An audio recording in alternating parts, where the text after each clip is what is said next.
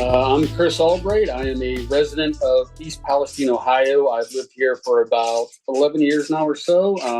I live actually less than half a mile away from where on February 3rd we had a toxic train derailment, and it has completely altered our lives here. So my name is Mike Balonek. I'm from Toledo, Ohio. I'm a filmmaker here. Been working on a documentary on the Toledo Water Crisis that happened just about 10 years ago exactly, and then also on the train derailment in East Palestine, which is how I met Chris here. All right. Welcome, everyone, to another episode of Working People, a podcast about the lives, jobs, dreams, and struggles of the working class today. Brought to you in partnership with In These Times magazine and the Real News Network, produced by Jules Taylor, and made possible by the support of listeners like you. Working People is a proud member of the Labor Radio Podcast Network. If you're hungry for more worker and labor-focused shows like ours, follow the link in the show notes and go check out all the other great shows in our network. And please support the work that we're doing here at Working People, because we can't keep going without you. Share our episodes with your coworkers, your friends, and family members. Leave positive reviews of the show on Spotify and Apple Podcasts. And reach out to us if you have recommendations for working folks you'd like us to talk to. And please support the work that we do at the Real News Network by going to therealnews.com/donate, especially if you want to see more reporting from the front lines of struggle around the U.S. and across the world. My name is Maximilian Alvarez, and today we've got another important installment of our ongoing series, Sacrificed, where we've been going into the heart of America's many sacrifice zones and talking to the people who are living, working, and fighting there. From East Palestine, Ohio to South Baltimore and beyond, we've been connecting you with residents living in the toxic wastelands left by private and government-run industry. Ordinary working people like you and me who have been thrust into the extraordinary fight for their lives. And you know, a sacrifice zone can look just like any other zip code. You've probably stood in the middle of one without even knowing it. I mean, you and your family might even be living in one right now. Your health may have already been forfeited by some suits in a boardroom in another state. Your lives written off as collateral damage during some routine legislative session years ago. If you're listening to this now, for instance, there's a near statistical certainty that you have at least one of 3M and DuPont's Forever chemicals swimming in your blood right now. And so do I. And if you happen to currently live in an area that is in the direct path of the life-threatening effects of the climate emergency, then you already know that our society has resigned itself to abandoning you, sacrificing you and your neighbors to the elements, whether they be wildfires, rising sea levels, extreme flooding, extreme heat, and so on. More and more of us are finding out what it means to be sacrificed. And unless we band together and fight back, the problem is only going to get worse. And that is why it is so important that folks from different sacrifice zones and folks from unions, environmental justice groups, community organizations, and concerned citizens of all stripes are connecting with each other, working together and fighting to save our communities from the corporate monsters, corporate politicians, and Wall Street vampires who are poisoning us and our planet. And this Saturday, August 3rd, the Justice for East Palestine Residents and Workers Coalition will be hosting a conference in Toledo, Ohio, at the Kent Branch Library. And the top of the flyer for the event reads, quote, "Is your community a sacrifice zone? A conference on corporate caused disasters," end quote. Now, the conference will focus on the Toledo Water Crisis of 2014, the Norfolk Southern train derailment in East Palestine and the need for better railroad safety, and the radioactive poisoning of residents living near the Portsmouth Gaseous Diffusion Plant in Pike County, Ohio. I myself will be speaking at the conference alongside other incredible folks like Chris Albright from East Palestine, Vina Colley, a nuclear safety activist from Piketon, Ohio, Matt Weaver from Railroad Workers United, Kim Axe from Lake Erie Advocates, and Sean Nestor of Toledoans for Safe Water. The conference will also feature the world premiere of filmmaker Mike Balonek's new documentary, The Big Problem in the Great Lakes, a film about the Toledo Water Crisis in 2014, when a toxic algal bloom formed over the city of Toledo's water intake in Lake Erie, causing the city to lose access to its water supply for 3 whole days. And I am very grateful to have Mike Balonek and Chris Albright on the show today to tell you all about this conference, why it's important, and how you can get involved in the fight. All right. Well, Brother Chris, Brother Mike, it is so great to be back in conversation with you guys. To everyone listening, you guys, of course, know Chris Albright well. We've spoken with Chris and his family numerous times on this podcast. You know the horrific story of like what they and their family and their community have been going through since that catastrophic and catastrophically avoidable train derailment by Norfolk Southern, happened in their backyard less than 2 years ago. And Mike, I've been working with Brother Mike a lot this year, although you guys haven't got to hear him on the pod until now.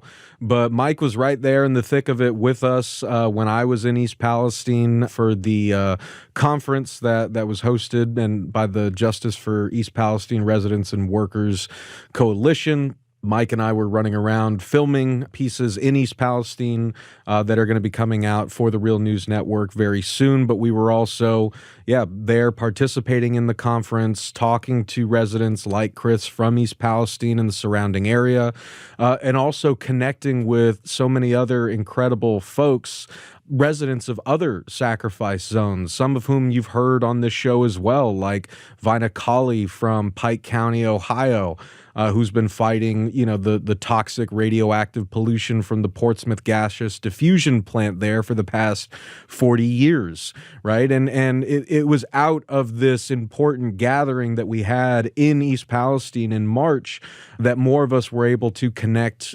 personally and see the, real tangible connections between these different sacrificed communities across the country. I mean, even though the conditions that create sacrifice zones around this country are always unique and different, in many ways, the playbook is the same. The struggles that working people go through in these sacrifice zones are the same. The sort of hoops and impossible barriers that they face when dealing with the government, when trying to find legal recourse, when trying to get media attention for their plight and financial assistance.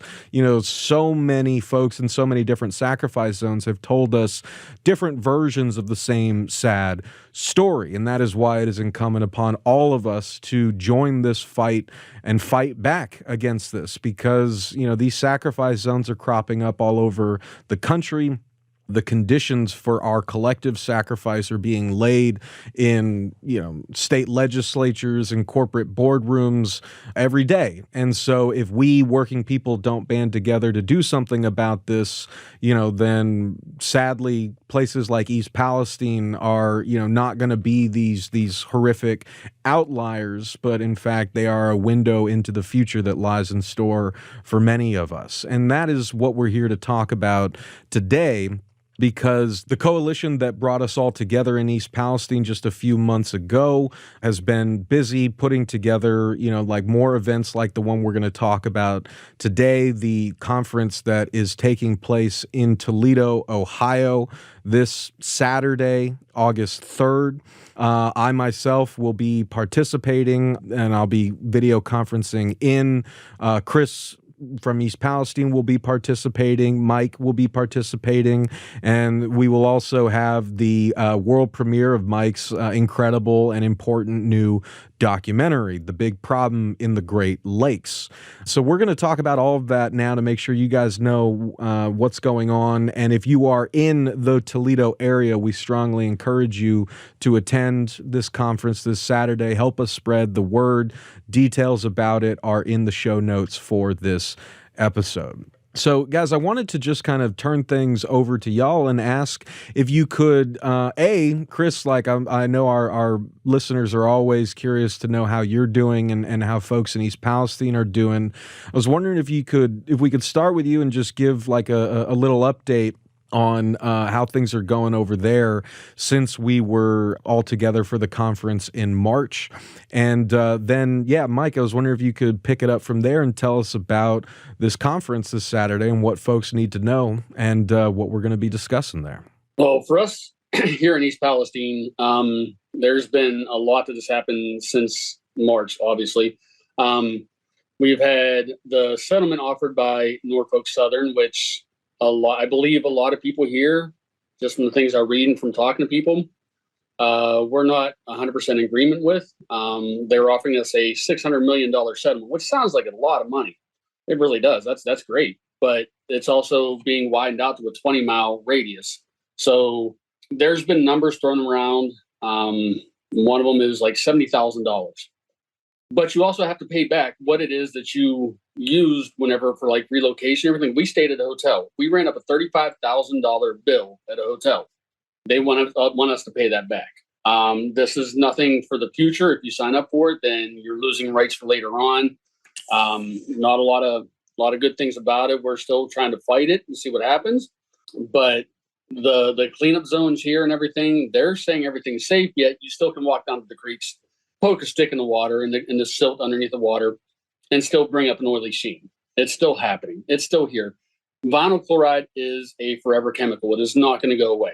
We had the report from Jennifer Homendy and everything from the NTSB, and she pretty much blasted Norfolk Southern for the way that they've handled this, and the EPA, which, you'll find there's going to be a correlation between what happened here in East Palestine and what is happening up in Toledo. The EPA has lied to us, tried to kind of sweep everything underneath the rug to make everybody here feel good and safe, and it's not true. So I'll turn it over to Mike, let him talk about the conference. So on Saturday, we're going to try to replicate what we did in March back in East Palestine with a new conference here in Toledo. The idea here, I would like to try to showcase 3 different sacrifice zones. Toledo, we're coming up on our 10-year anniversary of our water crisis that we had because of algal blooms basically infecting our drinking water and making it completely unusable. Obviously, what Chris is going through, we would like to highlight that and the other struggles that East Palestinians are going through as well. And then Vina Kali as well, and her fight for nuclear safety in Southern Ohio. So these are all 3 good examples that we would like to kind of showcase that these aren't isolated things, that there's a pattern here going on. There's a pattern going on in the response, specifically with the EPA. And there's a pattern also with the way that these companies are regulated as well. A lot of them are allowed to do whatever they want in terms of safety and health for the communities that they're based in. And so we feel like this is something really important to keep fighting for and to bring to people's attention. We're also fighting to get the people of East Palestine health care, either via the Stafford Act or any other measure that we can. And hopefully this is just one step forward to our conference in October in Washington, D.C. Hell yeah. And, just to underline that in red pen for everyone listening, right? From the Christmas 12-hour live stream fundraiser that we did last year for the folks in East Palestine to the, conference that we, were part of in March, to the podcast interviews that we've done with Chris and his family and his neighbors, East Palestinians still need help.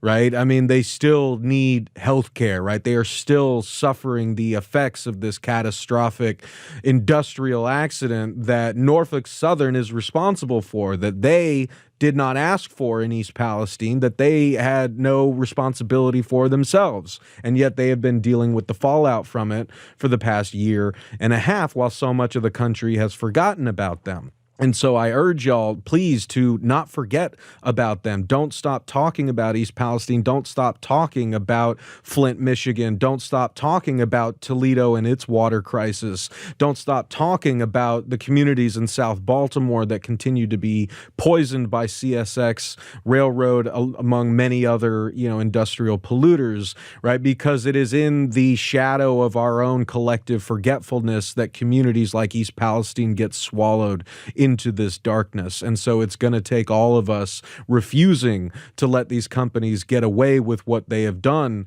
And it's going to be from us demanding of our government and any, entity that can help, that they do something to help these people, that anything is actually going to change. So I just wanted to urge everyone out there not to give up on this fight. And Mike, I wanted to kind of follow up with you on that. Because, a lot of folks, as I mentioned in the intro, they might not know that they are living in or passing through a sacrifice zone. But there are many across this country. And, I think when folks hear, that Toledo, is a sacrifice zone, then their ears kind of perk up.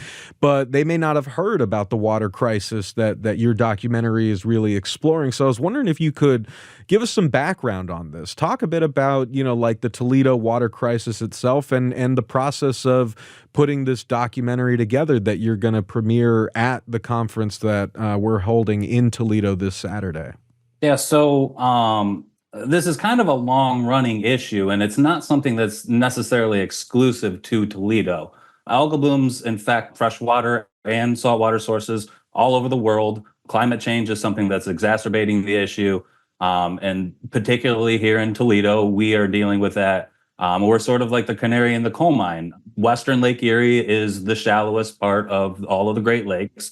And because of that, it's more prone to the effects of climate change. And so basically the issue that we're dealing with is these algal blooms. And this is an issue that's been ongoing for decades, actually, and started to kind of clear up through the 90s because of good regulation. And then over time, new issues cropped up, particularly factory farming in the area, and that caused the problem to get out of control. So on August 2nd, 2014, we had what we call the Toledo Water Crisis. It lasted for 3 days where we couldn't use the water at all. You couldn't bathe in it, you couldn't drink it, you couldn't brush your teeth, nothing at all. People would have skin irritations and whatnot if they came into contact with it.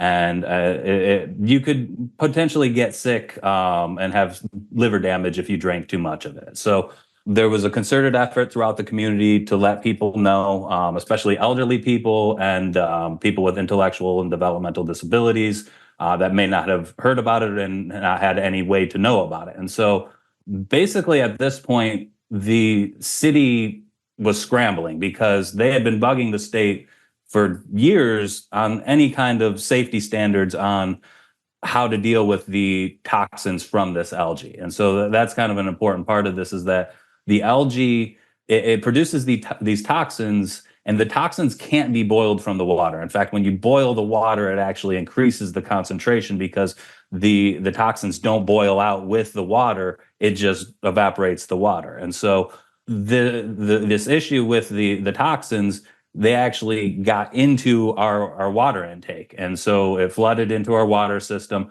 They had to shut everything down and figure out how to clean it up, basically. They had no process put in place by the state or otherwise to deal with this. And so there was a scramble for 3 days, and they sent testing samples off to multiple different labs to try to figure out what's safe and what's not safe and how much is what's actually there. And they literally had no protocol put in place whatsoever for this. And this isn't the fault of the people who deal with the water here in Toledo, the water department.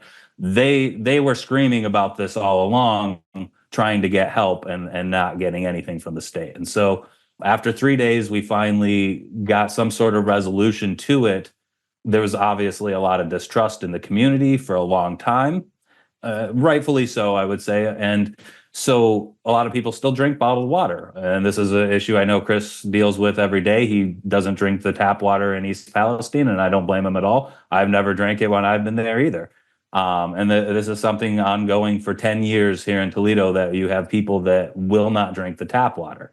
Now, according to our mayor and the city as a whole, the tap water is safe. We put in $500 million into our water treatment plant in order to be able to process these toxins. And more or less, as I understand it, the issue has been solved on the processing side. We have literally had no help whatsoever on the actual environmental side. So as I mentioned, this is a very complex issue. And so more or less, the simple story of it is that we have these factory farms. They're called CAFOs, concentrated animal farming or feeding operations. And they produce massive amounts of waste, as you would imagine. I mean, you have a facility with 3,000 cows. Every cow puts out as much waste as maybe 10 human beings. And so that multiplies very, very quickly. There was a time period where there was no regulation as to how these farms would deal with it, and a lot of it just ended up straight into rivers. Later on, more recently, the state came up with a program where farmers are paid $60 an acre in order to spread this on their fields. There is no limit, though, as to how much they can spread. So as a farmer, you can just basically spread unlimited quantities on a field any time of year that you want. And so tomorrow there could be a massive thunderstorm and wash all of that extra manure that you just put onto your field right into the water systems. And so all of this extra nutrients basically feeds these algal blooms and causes them to grow out of hand. To massive sizes that would never occur naturally without these farms in our area. And so scientists have been studying this really hard. One of the people that I had talked to in my documentary, Dr. Greg Dick, who is a University of Michigan scientist, he basically states that this is 90% of the problem here. There are a few other sources of this issue, including sewer discharge from cities and stuff like that, golf course runoff, fertilizer, that sort of thing from people's yards. But that's minimal. That's 10% or less of the total amount of phosphorus and stuff like that going into the water system. And so there are many different ideas on how you could regulate this. The current idea that the state's pushing is this thing called H2 Ohio. And H2 Ohio is basically to promote building or rebuilding wetlands in areas that were naturally wetlands and then had been turned into farmland later on. And so restoring these wetlands will act as a buffer zone before any of these nutrients get to Lake Erie and help absorb it. However, the issue is that these CAFOs produce so much manure and waste going into the water system that you would have to basically replace the whole shoreline with wetlands in order to make it work, if that would even work. So it's unmanageable as it stands. The issue continues to get worse. Every year, these algal blooms form earlier and they last longer. This year has been one of the most toxic years that we've had in a long time. The levels are considerably higher than they've been in the last couple of years, both because it's started off as a really warm and wet spring and also persisted being warm throughout the year. So it kind of seems like at this point, whatever kind of minimal measures that they throw at this because they don't want to regulate the CAFOs doesn't seem to be having much effect on the issue. And so a year ago, I started working on this documentary. As you mentioned, it's called The Big Problem in the Great Lakes, this is a big problem in the Great Lakes that we're having, and it's going to expand to other Great Lakes. They're already starting to have this issue in Saginaw Bay. Green Bay is having this issue as well, not to the extent that we have, but it could get there one day. And so my thought in this process was we need to discuss this. And there's other documentaries that are coming out about this as well this time. It's the 10-year anniversary, so it makes sense. People are going to be talking about it. And that conversation, I think, is really important to have because not everybody's talking about the CAFO issue. And CAFOs are a massive, massive part of this, and they have a massive influence in this state. Agriculture is huge in Ohio. They have a lot of lobbyists and they fund their candidates well. And that shows when you look at the State House's response to this issue and the fact that the Ohio EPA has been completely captured by the agricultural industry in Ohio. And so nothing's been done about this. And I just throwing my 2 cents into the arena with my own film, hoping that maybe I can further the discussion a little bit. Well, I mean, it's such important work, man, and it like, you know, this is part of the process that I'm going through myself, doing this series on, you know, sacrificed communities, that I'm seeing the connections like all over the place. And I'm realizing, you know, how many other sacrifice zones there are out there, even if we don't call them that. But I mean, like, you know, 2 years ago, like I was in Wisconsin, western Wisconsin, in Polk, Burnett, and Crawford counties, reporting for the Real News Network. And in these times, we produced a documentary ourselves on the concentrated animal feeding operation, or CAFO crisis, that is happening there in that part of the Midwest, right? And we were talking to residents who have seen the, you know, environmental impacts of these massive hog, cow, and chicken CAFOs. Like, we've got massive chicken CAFOs here in Maryland. There are massive, you know, like cow CAFOs in North Carolina, which if folks recall, when there was flooding in that area a few years back, we saw horrendous stories of just these massive lagoons of, like animal waste being washed down into the streets, into people's homes, entire, you know, like warehouses full of animals that are, you know, just treated like under horrific conditions, just all getting drowned, and then their carcasses floating out into the environment as well, right? And so folks in western Wisconsin, right, they had seen the impacts of these other CAFOs. They knew the threat that they posed to the air quality, to the water, to property values, right? Everyone had a different reason for not wanting those CAFOs in their community. And we spoke to residents, farmers, and advocates in those areas who were trying to stop the construction of these new CAFOs. And I'm sad to say those communities lost those fights. Those CAFOs are coming in. And what they realized in the midst of that fight is that their ability to regulate these CAFOs was actually stripped from them by their own state government years prior.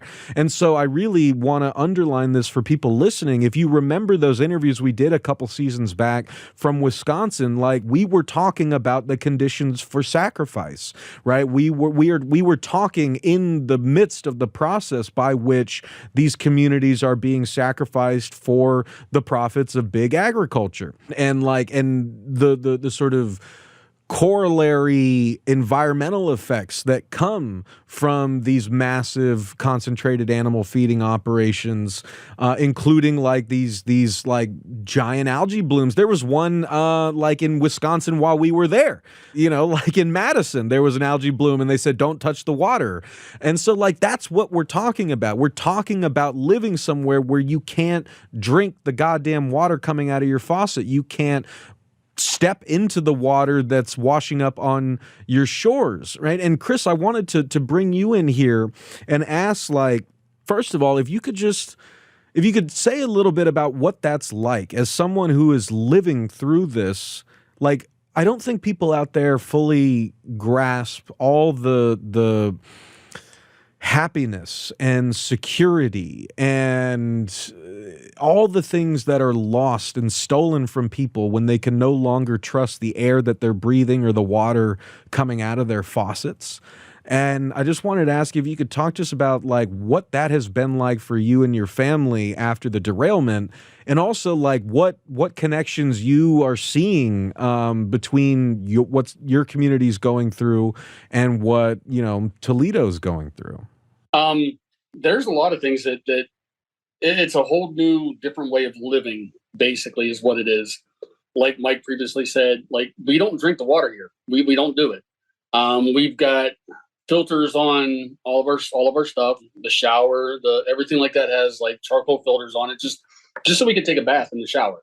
We've had the air. The air is something different. I mean, like, how do you avoid the air? I'm looking at 2 purifiers right here in my dining room. that I'm looking at that we run constantly, 24 hours a day, trying to keep the air clean. We've experienced the nosebleeds. We've experienced the rashes. We've experienced different changes in people that we know are directly attributed to what we're breathing and what we're smelling and everything else that's going on in this area. It's really weird. We stayed in a hotel for 4 months. When we came back, we ripped up flooring, got rid of carpeting, got rid of bedding, got rid of clothes, got rid of anything that chemical could have possibly permeated. And we still don't feel safe here. It's still not right. It still isn't how I want to live. It's not how I worry when people come here. Like, I don't want them getting sick. It's taken a toll on us in a number of ways. Financially has been, devastating. Emotionally, spiritually, everything has been completely altered by what happened here. And like you said, Max, this was not our fault. We didn't do this. We didn't cause this. We didn't want this. I've told people this a million times. If I could go back to February 2nd of last year and get out, and if I knew it was coming, in a heartbeat, I would have. And I would have kept living my life the way it should have been going. Instead, we've had, like I said, the nosebleeds and rashes and high blood pressure. And I've experienced severe heart failure and everything from it. And it's not right. And they're letting it happen to us. And our hands are tied. Like, what do we do? How do we handle this? How do we go up against these corporate giants that are doing this to us? Talking about like Toledo and tying in with like the EPA. Like, the EPA has blatantly lied to us and everything here, telling us everything is fine. And up there, they're sort of doing the same thing. They're saying, no, go ahead and do this. It's okay. It's under these levels or whatever they're saying up there. And it's not. People don't feel safe. This is a country where nobody should have to feel like that. We have the resources. We have the means to fix this, to correct this problem, these issues that we're having in all these different sacrifice towns and cities all across the nation. There are ways we can fix this. But too often, at least in my belief, corporations are throwing money at different government officials, and they're not doing anything about it. And that there is why they're called like sacrifice zones. They're sacrificing us. They're literally sacrificing us so they can make a profit. It still completely baffles me on how they're allowed to do that in this country. It's not right. Like Mike was talking about Lake Erie and everything. Like, we go up to Erie all the time. Well, I used to whenever we could. It's nice to go up there and just wade in the water and sit on the beach and just have a family day at the You look at the people in Toledo; they can't do that. They can't do it. You're stripping that away from them and all for profit over people. It's got to change, and it has to happen now. It has to happen now. Man, well, as always, I thought that was, beautifully and powerfully put, brother. And I just hope people out there listen to what you're saying, because sadly, too few of us do listen until it happens to us. And what I just hope folks out there understand is that, one, it's already happening to you, baby. Like I said, you got those forever chemicals in your blood. You got the microplastics in your body, right? You're breathing in a lot of the shit that we are too.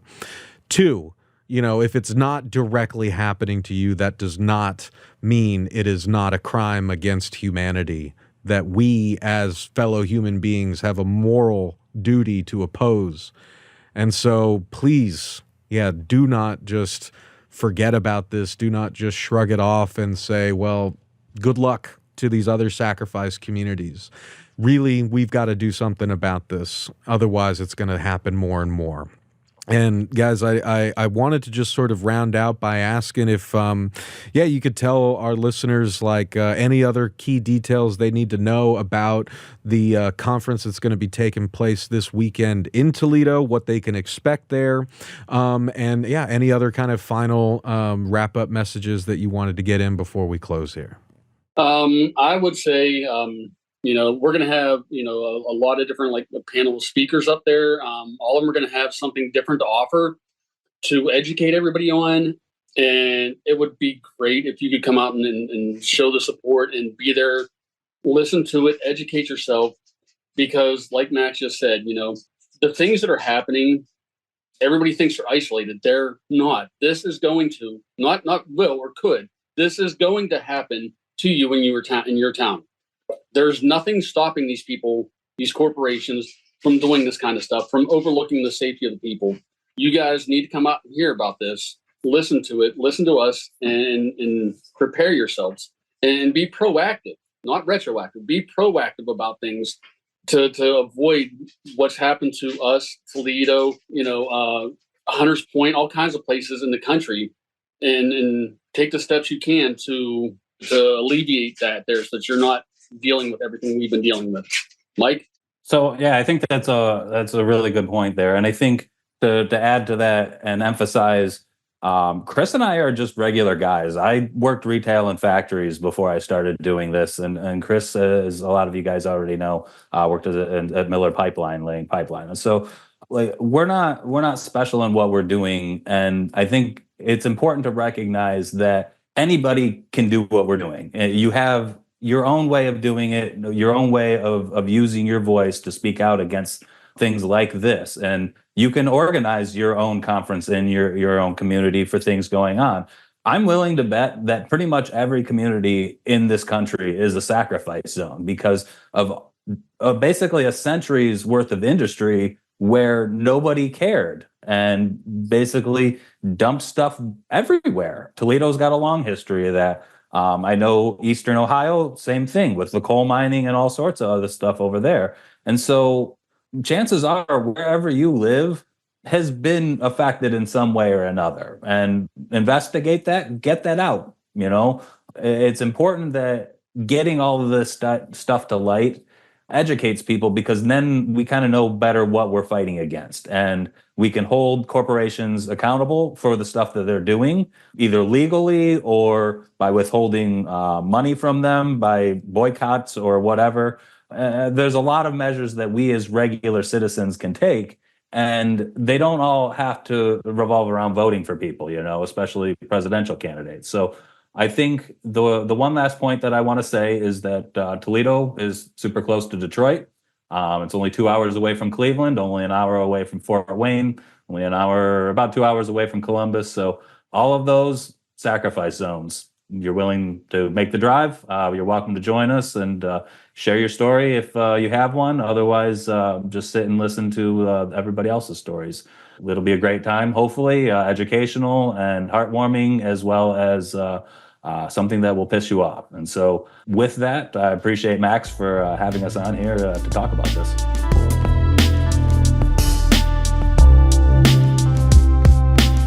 All right, gang, that's going to wrap things up for us this week. I want to thank our amazing guests, Chris Albright and Mike Balonek, for talking with me and for all the important work that they're doing.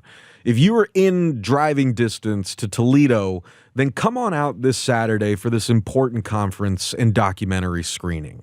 The conference, again, will be held at the Kent Branch Library in Toledo, Ohio, and it begins at 9:30 a.m. this Saturday, August 3rd.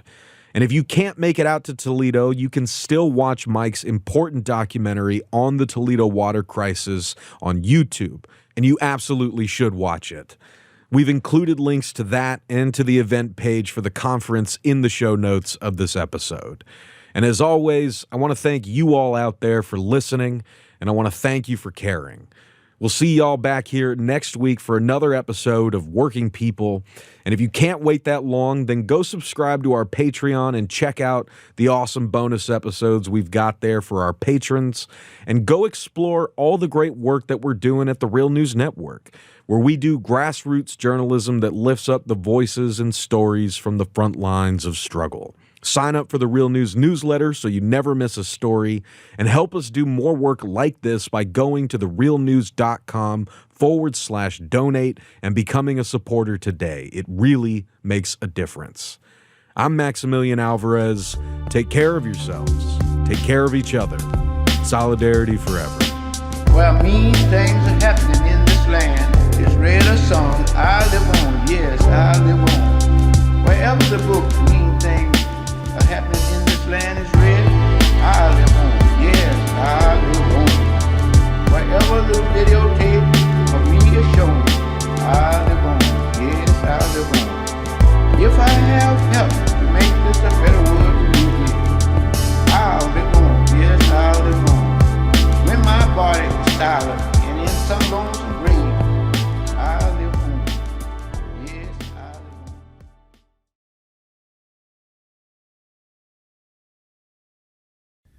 Thank you so much for watching the Real News Network, where we lift up the voices, stories, and struggles that you care about most. And we need your help to keep doing this work. So please, tap your screen now, subscribe, and donate to the Real News Network. Solidarity forever.